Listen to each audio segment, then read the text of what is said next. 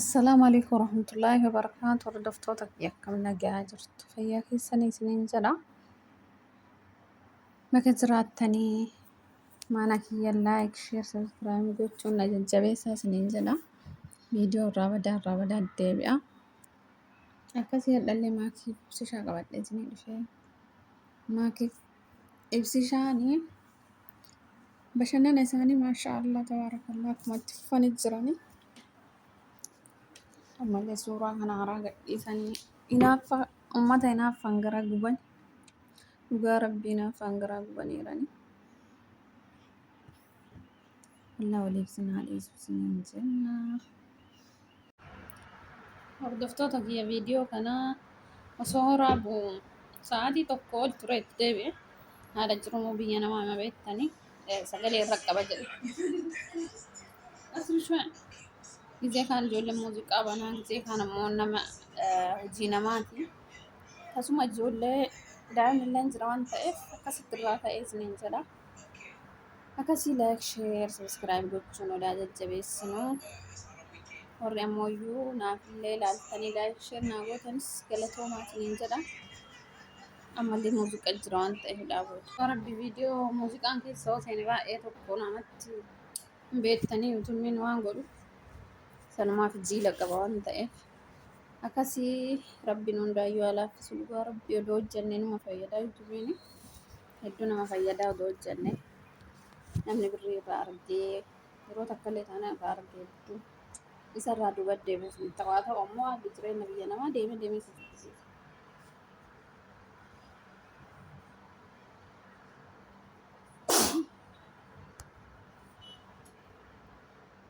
Rahminaa bismillah wallahi waa meeqa na jeeqaa jira dhugaa rabbii.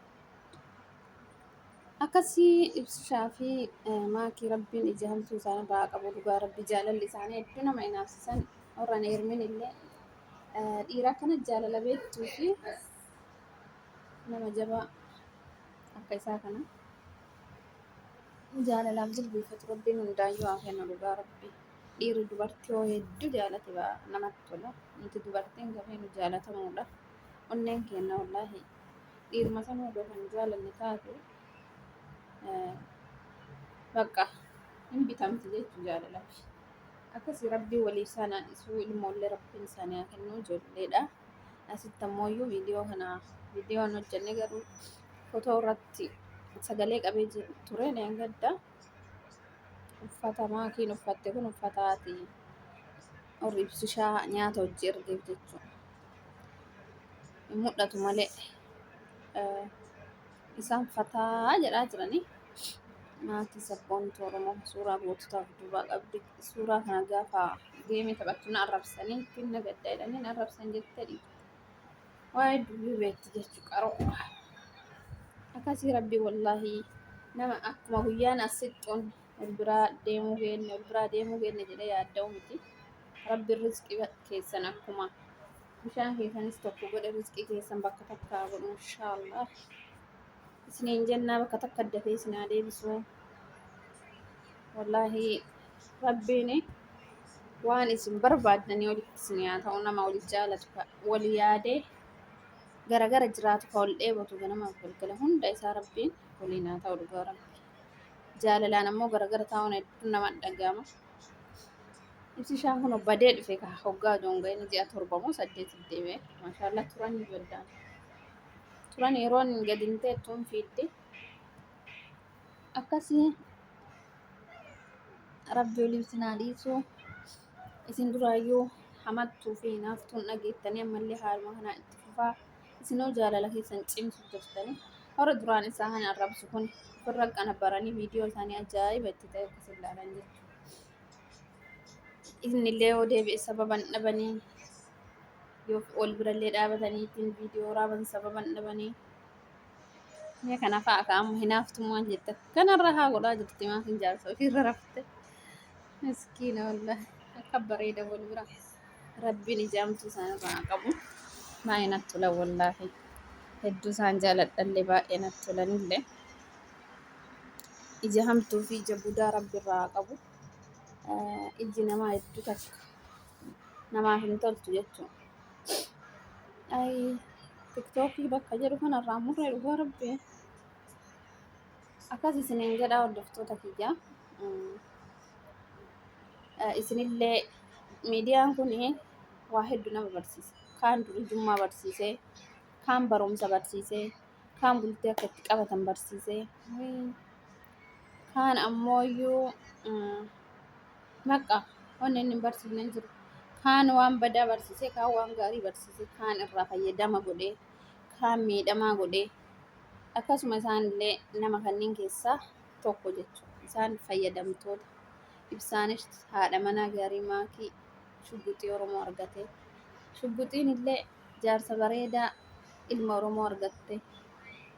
Akkas rabbiin waliin ibsaan hiree fayyadamaa ta'anii asirraa ammoo yoo miidiyaa kanarraa dhugaa rabbii nama hedduu ka miidhamu. Nama hedduu kama jaalala namaa jala deemee kuuni arrabsaa. Kun horra ammoo isaan jajjabeessu ammoo horra jaalala isaanirraa barataa jiru jechuudha. Qarshiin bichaanii miti namni asirraa fayyadamu. Ka qarshiin fayyadamus nama hedduu.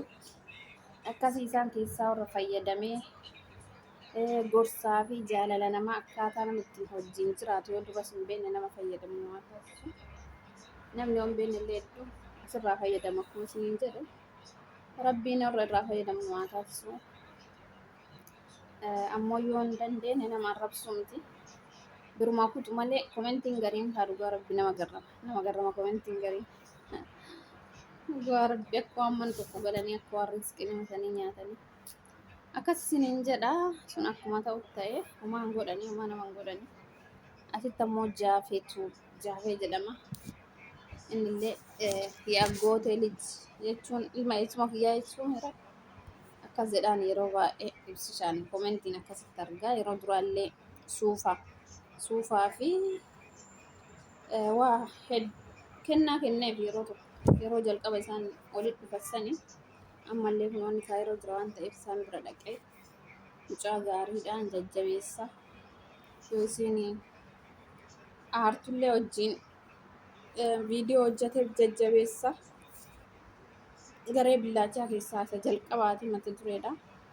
Isallee rabbiin namoota akka maakii shugguxii Oromoo qashtii kana rabbiin isaa badhaasu jennaani sumaan jaafee rabbi isaa badhaasu illee nama gaarii fakkaata. Garuu miidiyaarra nama gaarii fakkaata keessa hin beeknu. Mi'a maakiin isaa taate maa gabaabdu maal jedhan. Wallahi mee maaliin tartime xiqqishuma qomaa waliin tara jechuudha. Ceekumaa waliin tara jechuudha. Ibsaan ammoo hedduu dheeraadha. Kunoo Jaafariinuu dhiirri gabaabaan qabu Jaafariin akka inni caalu ilaala. Mucaan hedduu dheeraa. Dhugaa rabbi hedduu dheeraa.